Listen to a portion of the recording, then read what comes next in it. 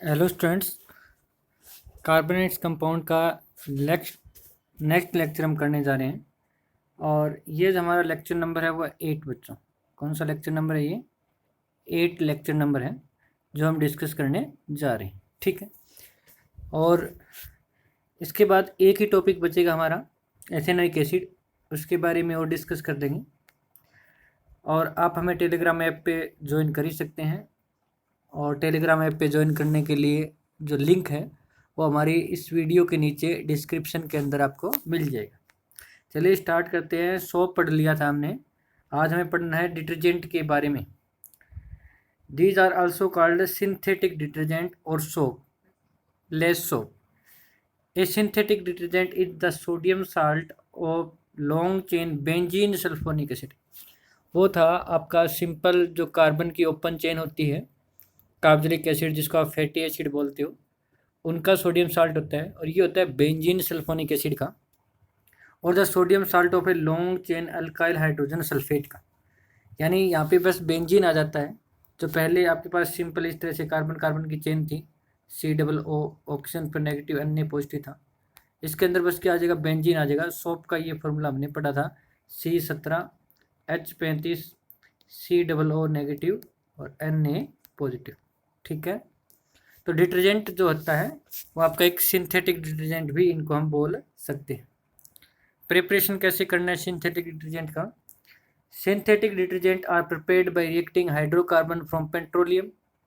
React करवाना है hydrocarbon from petroleum with concentrated sulphuric acid, converting the product into its sodium salt, और product को उसके sodium salt में कन्वर्ट कर देना है। ठीक है, वैसे आपसे प्रिपरेशन डिटर्जेंट की पूछी नहीं जाएगी। ठीक है, तो सिंथेटिक डिटर्जेंट है वो आप प्रिपेयर कैसे करोगे? जो हाइड्रोकार्बन है कहाँ से? पेट्रोलियम से, उसकी रिएक्शन कराओगे कंसनट्रेटेड सल्फ्यूरिक एसिड के साथ, and converting the product into its sodium salt, और उसको हम सोडियम साल्ट में क्या कर देंगे? कन्वर्ट कर देंगे। मेन क्वेश्चन आपका ये बनता है कि what is the difference between soap and detergent. Soap और डिटर्जेंट में क्या डिफरेंस है? तो एक तरफ हम लिख देते हैं सोप और दूसरी तरफ लिख देते हैं हम सिंथेटिक डिटर्जेंट। ये एग्जाम में बहुत बार पूछ लिया जाता है। Soap are sodium salt of higher fatty acid, जबकि synthetic detergent sodium alkyl sulphate होते हैं या फिर सोडियम अल्काइल बेंजीन सल्फोनेट होते हैं, with alkyl group having more than 10 carbon atom. इसके अंदर जो आपका अल्काइल ग्रुप होते हैं, कार्बन एटम होते हैं, वो 10 से ज़्यादा होते हैं, 10 से क्या होते हैं? ज़्यादा होते हैं। Soaps are prepared from natural oil and fat, जो आपकी नेचुरल ऑयल है और फैट है उनसे आप प्रिपेयर कर सकते हो, जबकि synthetic detergent are prepared from the hydrocarbon of petroleum, जो पेट्रोलियम का जो हाइड्रोकार्बन है उससे प्रिपेयर किया जा सकता है। सोप है वो बायोडिग्रेडेबल है। पिछले क्लास के अंदर भी मैंने बताया था कि बहते हुए पानी के अंदर डिटर्जेंट से कपड़े नहीं धोने चाहिए, क्योंकि जो डिटर्जेंट है वो आपका नॉन बायोडिग्रेडेबल है, जबकि सोप के मॉलिक्यूल कैसे हैं? बायोडिग्रेडेबल हैं। तो ये इसकी एक अच्छी बात है सोप की, कि सोप के मॉलिक्यूल बायोडिग्रेडेबल है, जबकि आपके पास डिटर्जेंट जो है वो आपका नॉन बायोडिग्रेडेबल है। और डिफरेंस की बात करें, soap form insoluble salt with calcium and magnesium which are present in hard water, hence cannot be used in hard water। Simple से शब्दों में जो सोप है वो झाग नहीं देता है हार्ड वाटर के साथ है, क्योंकि वो एक इनसोल्यूबल प्रोडक्ट बना लेता है कैल्शियम और मैग्नीशियम के साथ रिएक्शन करके। और ये कैल्शियम और मैग्नीशियम कहाँ से आए बच्चों? ये हार्ड वाटर के अंदर प्रेजेंट होते हैं, कैल्शियम और मैग्नीशियम। जबकि सिंथेटिक डिटर्जेंट की बात करें तो सिंथेटिक डिटर्जेंट जो है वो हार्ड वाटर के अंदर भी झाग दे देता है। Calcium and magnesium salt of detergent are soluble in water and therefore white precipitate are no obtained in hard water. तो यहाँ पे नो पहले लिखा हुआ है, यानी आपका ये नहीं बनेगा। And hence can be use even in hard water, तो इस डिटर्जेंट का यूज आप हार्ड वाटर के अंदर भी यूज कर सकते हो, जबकि सोप का यूज केवल सॉफ्ट वाटर में कर सकते हो, हार्ड वाटर में यूज नहीं कर सकते हैं। सोप की ये आपके पास एक लिमिटेशन थी, जबकि डिटर्जेंट की ये लिमिटेशन है कि डिटर्जेंट जो होते हैं वो आपके नॉन बायोडिग्रेडेबल होते हैं, जबकि सोप जो है वो बायोडिग्रेडेबल होता है। तो डिटर्जेंट की भी एक लिमिटेशन है। नेक्स्ट देखिए, soap can not be use in acidic medium as they are decompose into carboxylic acid in acidic medium. अगर मान लो आपका वाटर यूज किया उसके अंदर एसिड की अमाउंट ज़्यादा है तो भी आप सोप को यूज नहीं कर सकते, जबकि डिटर्जेंट को एसिडिक मीडियम में भी यूज कर सकते हो। They can be use in acidic medium as they are the salt of strong acid and are not decompose in acidic medium, क्योंकि वो टूटता नहीं है, जबकि सोप के मॉलिक्यूल टूट जाते हैं एसिडिक मीडियम में। यहाँ पे फिर ये पॉइंट दोबारा से आ गया कि सोप है वो बायोडिग्रेडेबल है, some of the synthetic detergent are not है बायोडिग्रेडेबल। ये पॉइंट आपका रिपीट हो गया। अब आपको देखें फ़ायदे क्या है डिटर्जेंट के और दी सोप। अगर हम बात करें कि क्या क्या बेनिफिट है, एडवांटेज का मतलब होता है क्या क्या इसके लाभ है, फ़ायदे हैं सिंथेटिक डिटर्जेंट के और सोप, यानी सोप से बेटर क्यों है सिंथेटिक डिटर्जेंट, उसकी हम चर्चा कर लेते हैं। तो synthetic detergent are widely used as a cleaning agent these days. सबसे ज़्यादा आजकल जो यूज किया जा रहा है वो कौन यूज कर रहा है, सिंथेटिक डिटर्जेंट, है ना। जैसे वॉशिंग मशीन में कपड़े धोने तो वहाँ पे सोप का तो यूज नहीं करते ना, वहाँ पे किसका यूज करते हैं बच्चों, डिटर्जेंट का यूज। हर घर में वॉशिंग मशीन हो गई है, कपड़े जो है वो वॉशिंग मशीन में डाल के हम वॉश करते हैं, तो उसमें हम डिटर्जेंट का ही यूज करते हैं, हम सोप का यूज नहीं कर सकते। तो इसका मतलब जो सबसे ज़्यादा यूज की बात की जा रही है इन दिनों, सबसे ज़्यादा जो यूज किया जा रहा है वो सोप की बजाय डिटर्जेंट यूज किया जा रहा है। सम ऑफ देयर एडवांटेज और सोप, कुछ फ़ायदे भी हैं, ऐसी बात नहीं है कि हम डिटर्जेंट केवल इसलिए यूज कर रहे हैं। अगर हम हाथ से भी कपड़े को वॉश करते हैं तो भी डिटर्जेंट का यूज करते हैं, क्योंकि डिटर्जेंट के कुछ फ़ायदे हैं एज कम्पेयर टू सोप। ठीक है। पहला फ़ायदा ये देखते हैं कि synthetic detergent can be used for washing even in hard water. On the other hand soap are not soluble for use with hard water. सबसे बड़ी आपकी प्रॉब्लम सोप की यही थी कि सोप जो है वो हार्ड वाटर में काम नहीं करती।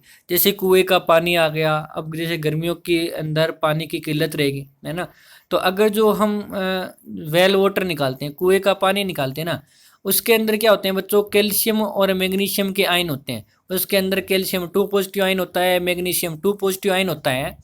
और जब हम सोप उस वाटर के अंदर डिजोल्व करते हैं तो जो सोप का मॉलिक्यूल है वो कैल्शियम 2 पॉजिटिव आयन और मैग्नीशियम 2 पॉजिटिव आयन के साथ रिएक्शन करके एक प्रोडक्ट बना लेता है, एक कंपाउंड बना लेता है। और वो प्रोडक्ट, वो कंपाउंड आपका पानी के अंदर सोल्यूबल नहीं होता है, घुलता नहीं है, एक पीपीटी बोलते हैं यानी प्रीसिपिटेट बना लेता है। और घुलेगा नहीं तो वो झाग नहीं देगा, और झाग नहीं देगा तो वो काम नहीं करेगा बच्चों। ठीक है, इसीलिए जो आपका सोप है वो हार्ड वाटर में यूज नहीं कर सकते। जबकि डिटर्जेंट के बात करें तो डिटर्जेंट हार्ड वाटर के अंदर जब डिजोल्व करवाते हैं तो वो calcium 2 positive ion magnesium 2 positive ion के साथ रिएक्शन तो करता है, बट वो जो प्रोडक्ट बनता है वो सोल्यूबल होता है वाटर के साथ, हार्ड वाटर में, तो इसलिए उसको हम यूज कर सकते हैं, ऐसी बात नहीं है। तो डिटर्जेंट जो है वो हार्ड वाटर में भी काम करेगा, जबकि सोप जो है वो हार्ड वाटर में काम नहीं करेगा। Synthetic detergent can be used even in acidic solution because they are not readily decomposed in acidic medium. On the other hand, soap cannot be used in acidic medium because they are decomposed into carboxylic acid in acidic medium. दूसरा हमने difference में यही बात की थी कि अगर आपका जो वाटर है, जो लिक्विड आप यूज कर रहे हो, अगर उसके अंदर थोड़ा सा पीएच की वैल्यू कम है, पीएच की वैल्यू कम होने का मतलब उसके अंदर एसिड की अमाउंट ज़्यादा है। आजकल तो एसिड रेन भी मतलब हम कई जगह पर देखते हैं जहाँ पे एयर ज़्यादा पॉल्यूटेटेड होती है, जहाँ पे वायु प्रदूषण ज़्यादा होता है, वहाँ पे एसिड रेन होती है। तो जो एसिड रेन है तो उसके अंदर अगर हम कपड़े साफ करें तो सोप का काम नहीं कर सकते, क्योंकि सोप के जो मॉलिक्यूल हैं वो एसिडिक मीडियम में आसानी से डिकम्पोज होते हैं, मतलब टूट जाता है वो मॉलिक्यूल है कार्बोक्सिलिक एसिड के अंदर, इसलिए फिर वो झाग नहीं दे पाएगा। जबकि जो आपका डिटर्जेंट है, और जो डिटर्जेंट का जो मॉलिक्यूल है वो एसिडिक मीडियम में आसानी से टूटता नहीं है। ठीक है, इसलिए इसको एसिडिक मीडियम में भी यूज कर सकते थे डिटर्जेंट को, हार्ड वाटर के अंदर भी डिटर्जेंट को यूज कर सकते थे। नेक्स्ट पॉइंट देखते हैं, synthetic detergent are more soluble in water than soap. जो हमारा डिटर्जेंट है वो पानी के अंदर घुलता भी ज़्यादा है, झाग भी ज़्यादा देता है, घुल ज़्यादा घुलेगा तभी तो झाग आपको ज़्यादा मिलेंगे बच्चों। जैसे सोप है, सोप इतना झाग नहीं देती है, जबकि डिटर्जेंट ज़्यादा झाग देता है। क्यों?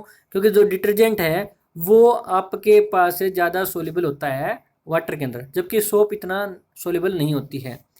Synthetic detergent have a stronger cleaning action than soap. तो इनका जो एक अभी आगे बढ़ेंगे कि कैसे काम करते हैं, तो इसमें एक नाम आता है मिसेल।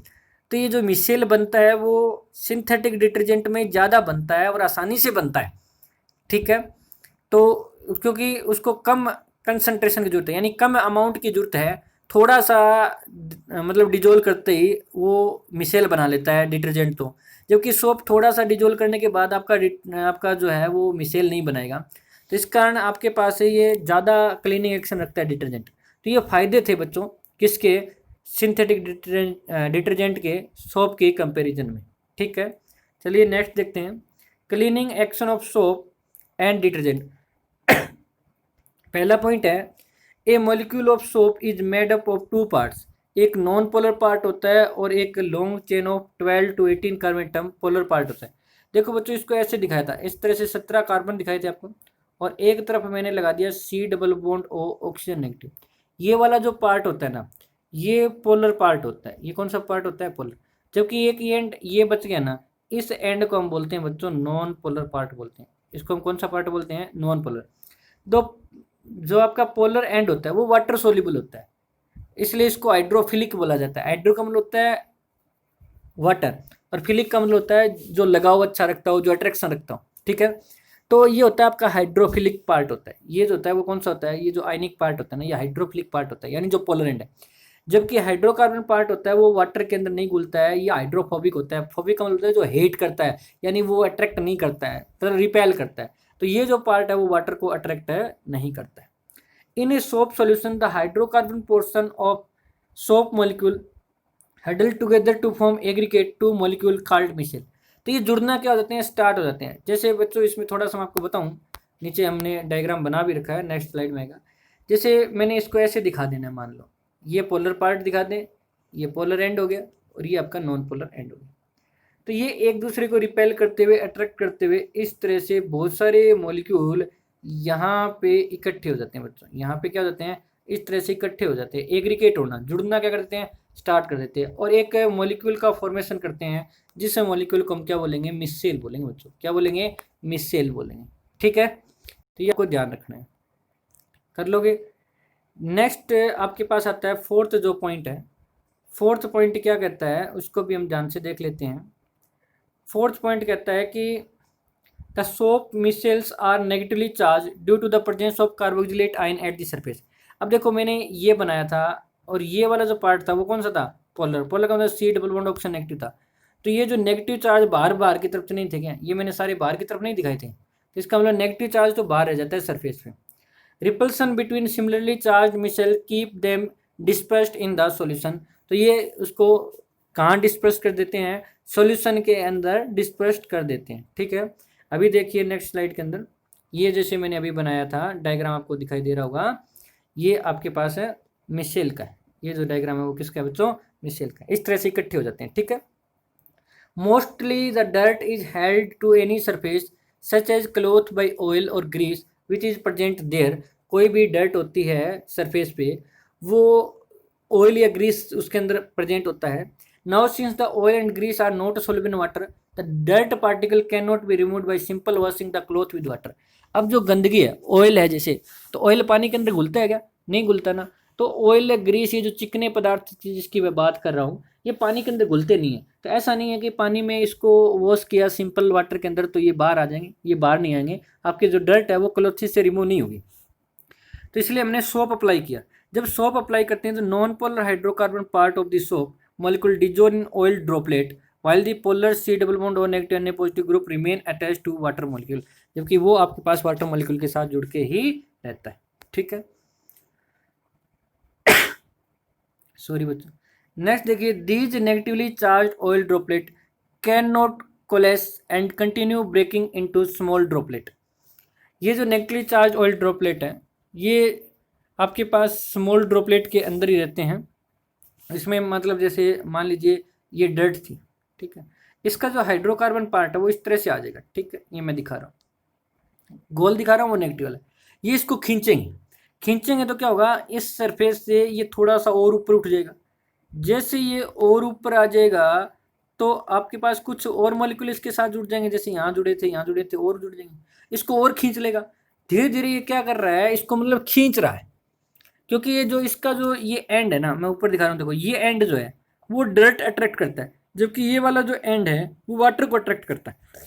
जबकि इसलिए ये जो है वो डर्ट को अट्रैक्ट करेगा, धीरे धीरे क्या निकाल लेगा, वो कपड़े से बाहर निकाल लेगा।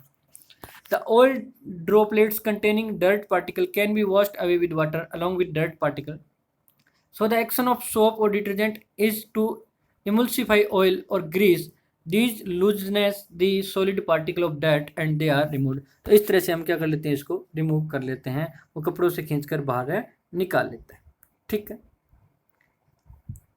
When water is added on the surface of the cloth, then water molecules tend to stay as close to each other as possible because of a strong force of attraction for each other and do not wet the cloth properly.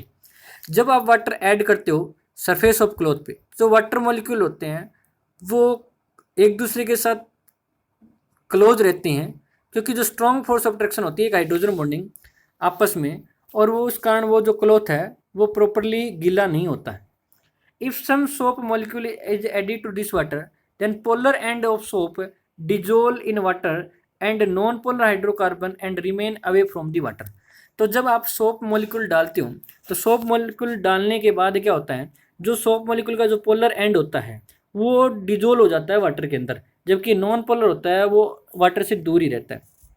Soap molecule arrange themselves between the water molecules on the surface of water and decrease the force of attraction between the water molecule. तो वो force को क्या कर देते हैं, घटा देते हैं। फिर water can now spread on the surface of cloth and can make it wet effectively. और अब अगर वाटर को सरफेस ऑफ क्लॉथ पे फैलाएंगे, स्प्रेड करेंगे, तो ये आसानी से उसको गीला कर देगा। ठीक है बच्चों, तो आज के लिए इतना ही। आपको ये अगर वीडियो अच्छी लगी तो इस वीडियो को लाइक कर दें, और इसी तरह की वीडियो मिलने के लिए आप इस चैनल को सब्सक्राइब भी कर लें। थैंक यू बच्चों।